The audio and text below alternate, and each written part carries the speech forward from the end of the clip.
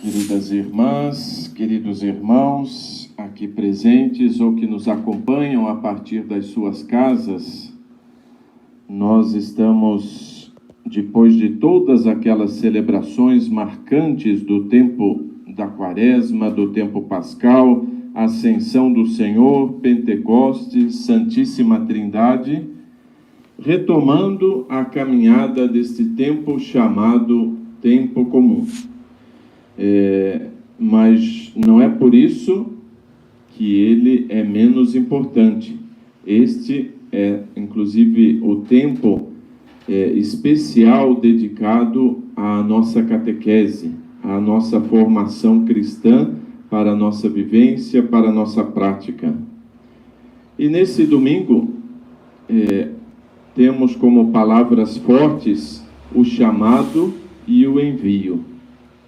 Na passagem do Evangelho que nós acabamos de ouvir, Jesus chama para mais próximo de si 12 discípulos e os envia para anunciar que o seu reino está próximo. Também na primeira leitura que nós acompanhamos do livro do Êxodo, ela nos fala do povo de Israel que depois de ser libertado da escravidão do Egito e que começa a avançar pelo deserto, aí por uns 3 meses, chega até a montanha sagrada do Sinai. E nesta montanha, o seu povo faz uma aliança com Deus. Ou seja, como que num casamento entre Deus e o povo, há uma promessa de fidelidade um ao outro. Da parte de Deus, ele promete ao seu povo ser um reino de sacerdotes e uma nação santa. E essa expressão reino de Deus, a mesma que o próprio Cristo pede aos seus discípulos anunciar, é uma expressão bíblica, presente em tantas passagens, indicando que o Senhor Deus faz do seu povo filhos seus, da sua criatura amada, filhos amados, libertando-a de todo o pecado, especialmente o pecado do individualismo, do fechamento, do egoísmo. Este é um reino, ou seja, uma comunidade, e é um reino de sacerdotes, ou seja, todo o seu povo é de sacerdotes.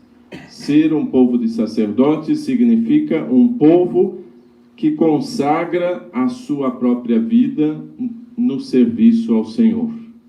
Ao mesmo tempo, um reino ou uma nação santa. Isto é, a palavra santa significa destacada, reservada, uma porção reservada para ele.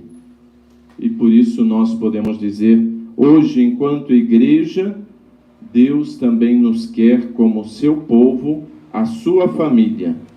Não porque nós mereçamos, como vimos na segunda leitura, mas porque ele nos ama.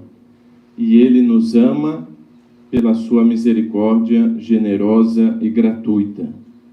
E por este amor misericordioso, Deus envia também ao mundo, a este seu povo, o seu Filho único, para que ele se entregue e morra por este mesmo povo, como nos afirma São Paulo na carta aos Romanos. E assim liberta, reconcilia, salva este mesmo povo, através deste amor misericordioso presente na encarnação e no sacrifício deste seu Filho. O Evangelho mostra este mesmo amor misericordioso na compaixão que Jesus tem pelas multidões que estão como que ovelhas sem pastor. Por isso, também, diante desta situação, é que ele escolhe os 12 discípulos, que estão aí nomeados na passagem do Evangelho, e os envia a pregar o seu reino.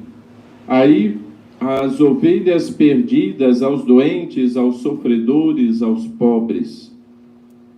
esta missão dada aos 12 é a missão para toda a igreja.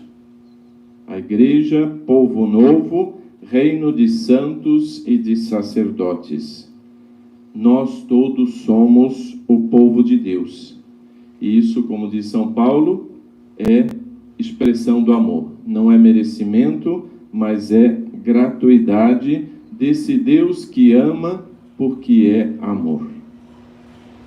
Ser seu povo significa, da nossa parte, revestir-se do mesmo amor, da mesma compaixão presente no nosso Deus e em seu Filho encarnado entre nós. No nosso tempo, se ampliarmos o nosso olhar, nós também enxergaremos multidões como que sem pastor, ou até, talvez, pastoreadas por falsos pastores, por lobos vorazes, quando estes pastores não são movidos por esse amor e compromisso. Jesus nos quer continuando a sua obra. Isso não significa que nós tenhamos que realizar sinais mágicos, miraculosos, mas significa que cada um de nós precisa se empenhar e lutar contra tudo aquilo que destrói a vida plena do ser humano, tanto a vida física como a vida espiritual.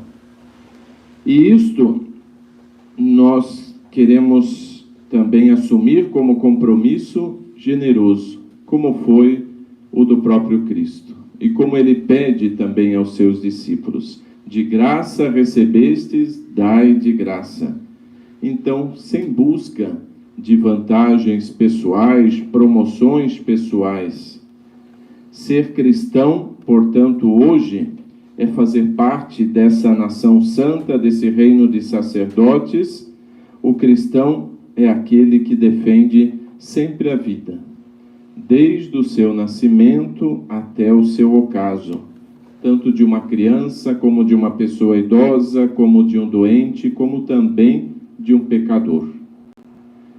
Vivemos em tempos difíceis, tanto esse tempo da pandemia, de tantas pessoas necessitadas de solidariedade, mas também tempos difíceis pela cultura da agressão, do ódio, pela cultura até mesmo de armas. Ser cristão significa que a nossa arma é justamente este amor e este serviço que Deus nos dá como exemplo primeiro e como compromisso de cada um de nós. Nisto nós somos salvos e chamados também a participar da salvação do nosso Deus.